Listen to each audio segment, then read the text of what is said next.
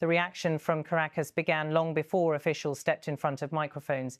Even inside the corridors of the Miraflores Palace, the mood had shifted sharply the moment Washington's classification took effect. Venezuela stands today in one of its most intense diplomatic storms in years. And at the center of that storm is an accusation the Maduro government insists is fabricated, politically motivated, and dangerously inflammatory: the United States designation of the so-called Cartel de los Soles as a terrorist organization. According to Washington, this cartel is allegedly linked directly to the top ranks of the Venezuelan state. According to Caracas, it is, in their words, a ridiculous lie. The action by the US government is not an isolated measure. It comes at a time of heightened military operations in the Caribbean and Pacific, following a series of American strikes on what Washington describes as narcoboats, small, fast-moving vessels allegedly used for drug trafficking. More than 80 people have been killed in these operations, and while US officials insist the targets were drug traffickers, the Maduro government disputes the legitimacy of these raids, calling them extrajudicial executions and demanding that Washington provide proof of its claims. The United States has not, so far, disclosed public evidence confirming whether the people killed were, in fact, involved in drug operations. Against this backdrop of escalating pressure, President Nicolás Maduro took to national television with a tone that oscillated between defiance, sarcasm, and an almost theatrical performance of indignation. Speaking before a crowd of supporters, he opened with an unexpected mix of humor and frustration. "I'm amazed to see my photo and my image on Fox News and CNN," he said, pausing for effect. "And I say, damn how far you've come, Nico," the crowd laughed. But behind the humor, the message was deadly serious. Maduro was telling his country that the United States had turned him into a caricature, a villain in someone else's narrative. Moments later, he sharpened the tone, adding, "What are they afraid of me? If it's not me, it's a people who are standing up, fighting Bolivarian and Chavista, masters of their own destiny, who will never be humiliated." It was a familiar message in Maduro's political vocabulary. Venezuela, not just its president, is under attack. He framed the US designation not as an action against an individual or organization, but as part of a broader historical struggle between Washington and a sovereign people refusing to bow to external pressure. The president continued in his characteristic blend of political messaging and self-deprecating satire. "You never stop being surprised," he said. "And I say, damn, I'm famous. I'm more famous than Taylor Swift in the United States right now than Karol G. I'm more famous than Bad Bunny. I even feel like recording an album." Here again, the humor served a purpose. Maduro used pop culture references not merely to entertain his audience, but to frame Washington's accusations as absurd, almost comical in their reach.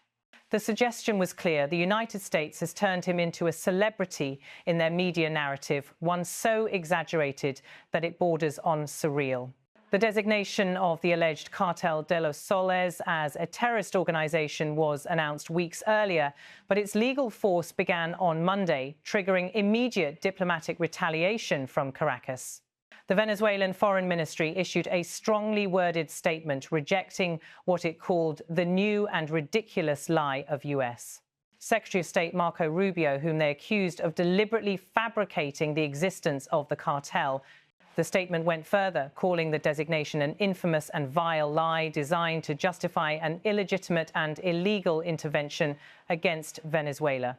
For years, independent analysts, former officers and foreign investigators have used the term Cartel de los Soles to describe allegedly corrupt factions within the Venezuelan military involved in drug trafficking. The name originates from the sun-shaped insignias worn by Venezuelan generals. Washington's assertion is that this network is not only real, but organized, systemic, and tied directly to the country's political leadership. The White House claims Maduro and other senior officials have, in their words, corrupted the Venezuelan army, intelligence services, legislature, and judiciary to operate this network. Caracas, however, insists that the cartel does not exist and that the United States is using an invented label to justify expanded military operations. The Venezuelan government points to the recent American strikes on boats in the Pacific and Caribbean as evidence of what it calls a dangerous escalation. A build-up, they say, began in August under President Donald Trump's administration, with naval and aerial deployments positioned in what Washington described as counter-narcotics operations. Meanwhile, the man overseeing those operations, U.S. Secretary of War Pete Hegseth, shared video footage online showing what he claimed were 2 U.S. strikes on drug trafficking vessels. The videos depict explosions at sea, with no identifying features visible other than silhouettes of small boats. For supporters of the operation, this was evidence of decisive action. For critics, including the Venezuelan government, it was a chilling example of unilateral force absent due process. As the video circulated, Maduro took aim at Hegseth's rhetoric, referring to comments the U official had made. He mockingly described what he called Tarzan-like language, telling his audience that if translated into Spanish, it would resemble no war, no war, no wanting war, no to the war of the crazy ones, no to madness, to war. By reframing the comment in a satirical way, Maduro tried to portray U.S. officials as clumsy, aggressive, almost primitive in their political communication.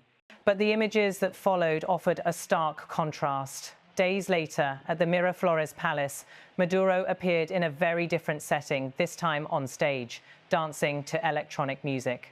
His voice, remixed into the song, repeated, "No crazy war, no," and then moments later, "Peace, peace, yes, peace." This performance was not incidental. It was part of a broader strategy by the Venezuelan government to signal that they are the ones promoting peace while accusing Washington of escalating tensions. The staging, the music, the messaging, everything was designed to counter the narrative of criminality and terrorism that the United States was projecting. Throughout Latin America, the U.S. classification has sparked debate among analysts.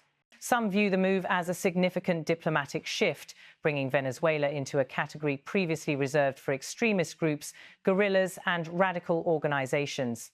Others argue that this designation could open the door to broader forms of pressure, both militarily and through sanctions under the legal framework that U.S. counterterrorism policies allow. For the United States, it provides new tools against Maduro's government. For Venezuela, it is a sign of what they describe as an impending aggression. Within Venezuela, Maduro's base appears energized by the confrontation. National television broadcasts frame the U.S. moves as imperial threats. Talk shows feature analysts warning of foreign intervention. Government-aligned commentators insist Washington intends to destabilize the country ahead of key political moments.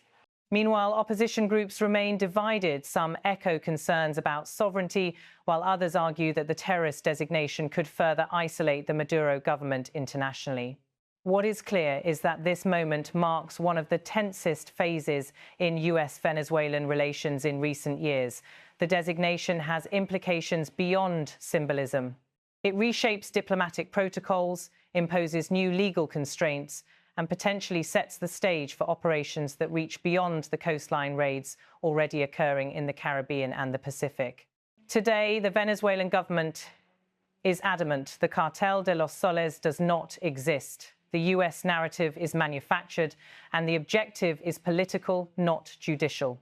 The United States, in contrast, insists the organization is real, dangerous, and woven into the upper echelons of Venezuelan power.